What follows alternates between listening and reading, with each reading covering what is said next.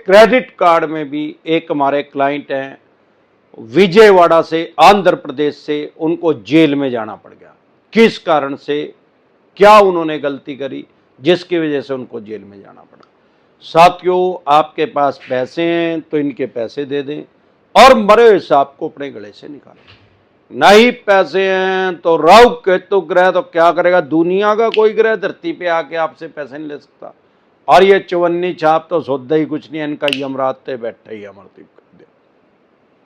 साथियों, जो आज हमारे साथ हमारे क्लाइंट जुड़े हैं और उनकी आज हमने बेल भी करवा दी है, जमानत भी करवा दी है। क्या गलती करी उन्होंने? वैसे तो क्रेडिट कार्ड में कभी भी चेक बाउंस का केस हो ही नहीं सकता रजिस्टर्ड, ईसीएस बाउंस नहीं होता क्योंकि लोगों ने ईसीएस लगा नहीं रखा है।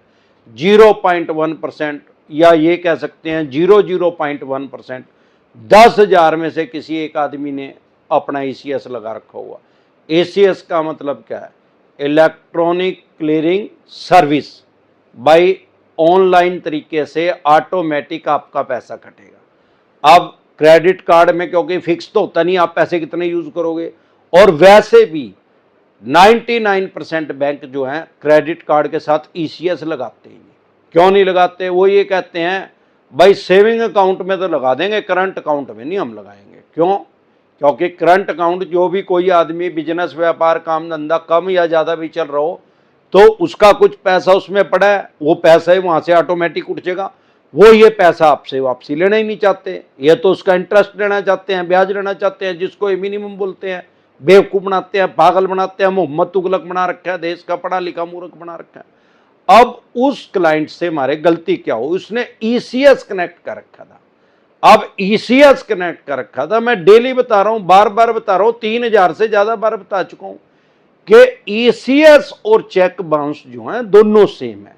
दोनों में बेल करवानी पड़ती है, जमानत करवानी पड़ती है। बार बार इग्नोर कर रहे हैं, बार बार इग्नोर कर रहे हैं तो फिर जेल का प्रावधान है इसमें।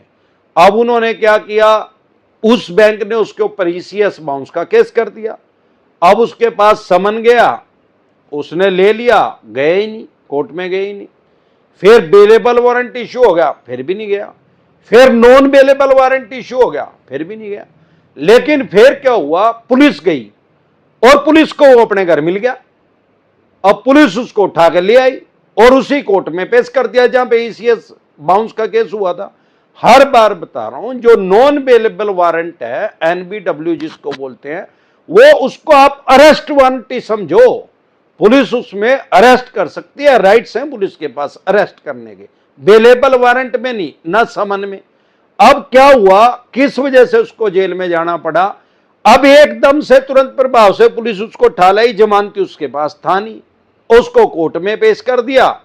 अब जमानती नहीं है तो भाई फिर जेल में जाना पड़ेगा। वैसे तो बेलेबल ऑफेंस है, जमानती अपराध है, लेकिन कोई जमानत करवाने वाला ही नहीं है तो स्वाभाविक बात है कि जेल में जाना पड़ेगा। तो वो आदमी फिर जेल में चला गया। तब उनके जो पारिवारिक आदमी थे उन्होंने हमारी टीम से संपर्क करा, हमने उनको एडवोकेट प्रोवाइड करवाया और आज उनकी बेल हो गई है, जमानत हो गई है। तो हर बार बता रहा हूं कि कोर्ट की अवमानना ना करें। लोन की ईएमआई डिफॉल्ट होना क्राइम में कंसीडर नहीं होता, अपराध की श्रेणी में नहीं आता।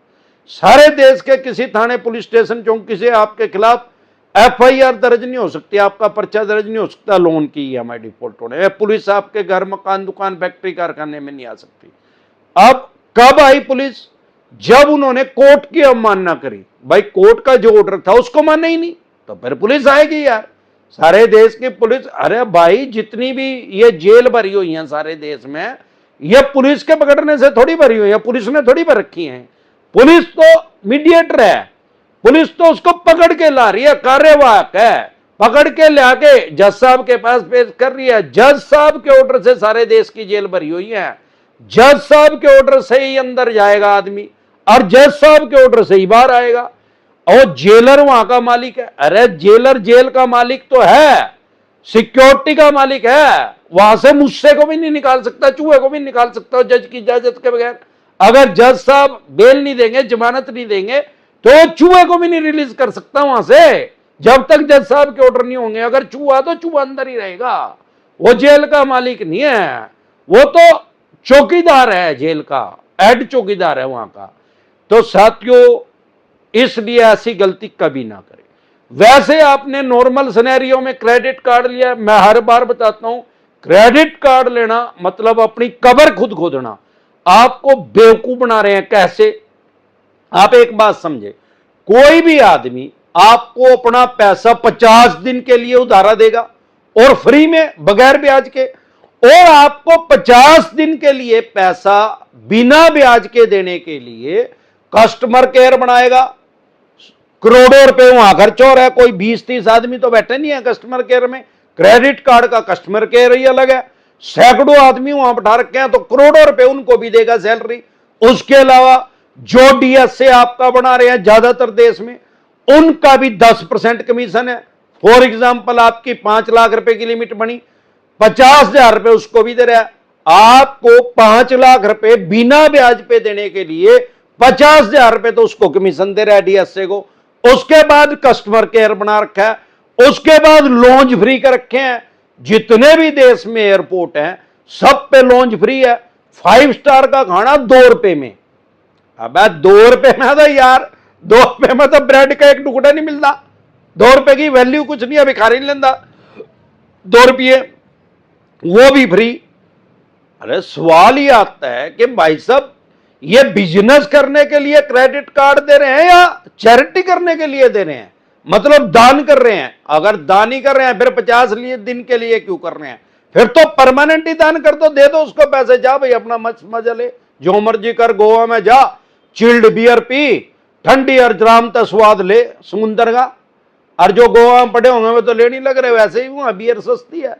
तो ये इनका बेवकूफ बनाने का तरीका है। ये आपसे ब्याज लेना चाहते हैं, जो कि इनका मिनिमम बोलते हैं। वो इनका ब्याज इतना हाई है, सारी दुनिया के अंदर सबसे आरओआई कम किसकी है? रेट ऑफ इंटरेस्ट किस लोन का है? होम लोन का सबसे कम आरओआई होम लोन की है। और सबसे ज्यादा ब्याज किसका, आरओआई सबसे ज्यादा किसकी है? क्रेडिट कार्ड की। 60% से लेके 80% तक ब्याज लेते हैं। ब्याज की जब भी कैलकुलेशन होती है, इंटरेस्ट की गणना होती है, ईयरली होती है। फॉर एग्जांपल, आपने 5 लाख का यूज कर लिया, आपके पास 50,000 का बिल आएगा मन के, या तो 5 लाख रुपए दे दो या 50,000 रुपए दे दो। अब वो 50,000 रुपए आपने दे दिए, क्या नेक्स्ट मंथ वो खत्म हो जाएंगे क्या? तो कितने % ब्याज हो गया? 5%। अब उसको 12 से गुणा कर लो तो 60%। और कुछ बैंक ऐसे भी हैं प्राइवेट जो कि 80% तक ब्याज ले रहे हैं। अब सवाल ही आता है, अगर वो टाइम पे नहीं दिया इनका इंटरेस्ट, जिसको मिनिमम बोलते हैं, तो फिर ब्याज प्लेंटी जुर्माना लगा के 160% भी कर देते हैं। सवाल ही आता है कि अगर आप आज होम लोन लेने जाओ, आरओआई बढ़ गई है होम लोन की, लेकिन फिर भी आपको इजिली 7.5-8% पे इजिली होम लोन मिल जाएगा। आप क्रेडिट कार्ड लेने जाओ तो 80% पे मिल रहा है, 10 टाइम ज्यादा, 10 गुना ज्यादा ब्याज। तो इसीलिए बेवकूफ बनाने के लिए, पागल बनाने के लिए लोगों का ये ट्रैप पेन का जाल है। दुनिया के अंदर कोई भी चीज फ्री में नहीं मिलती। चाणक्य जी ने 3000 साल पहले बता दिया था, उनसे विद्वान इस दुनिया में आज तक कोई नहीं हुआ।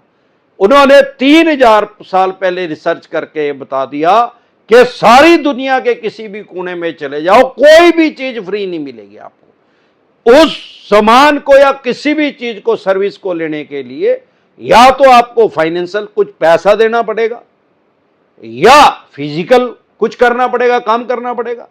ऐसे नहीं हो सकता टोटल फ्री। तो ये टोटल फ्री क्यों दे रहे हैं वो मैंने बता और समझा दिया। सिर्फ इसमें ही, इसी कारण से अब आप एक बात हो रहा है कि 38% आदमी इनके क्रेडिट कार्ड के पैसे ही नहीं देते, मार लेते हैं, देते ही नहीं होते ही उनके पास। 62% आदमी देते हैं।